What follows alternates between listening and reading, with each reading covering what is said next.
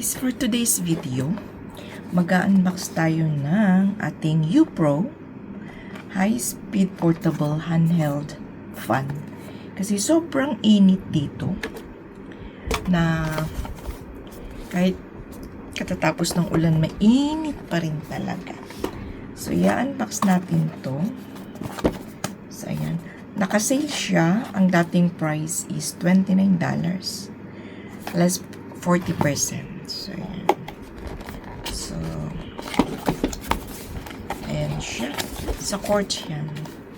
Lagyan natin sa quartz. Ayan.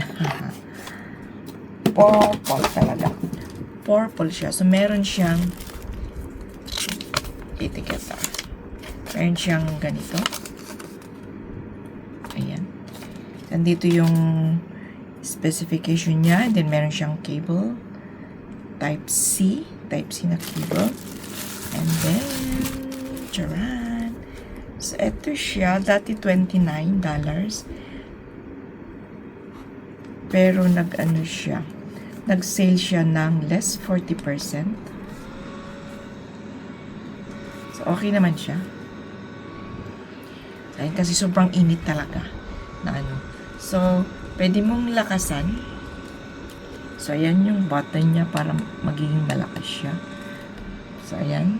60 hanggang 100 siya. Ayan. So, ayan yung...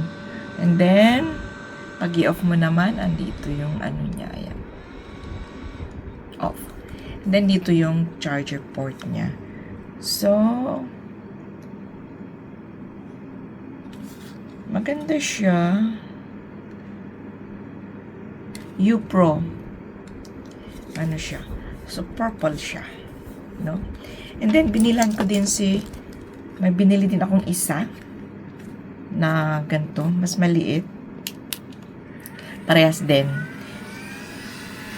Ito lang is parang medyo maliit yung buga. Ito is malaki. Ito naman is malaki. Medyo malaki kasi syempre mas malaki yung mukha niya. Diba? So, ganyan siya. So, ito is, ano lang siya. Isa lang yung pindutan niya, on and off, at saka yung, hanggang 100 din to. Ayan.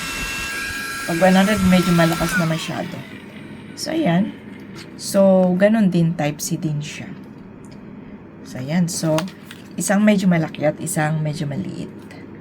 So, ayan. Anong pangbasa nito? O U?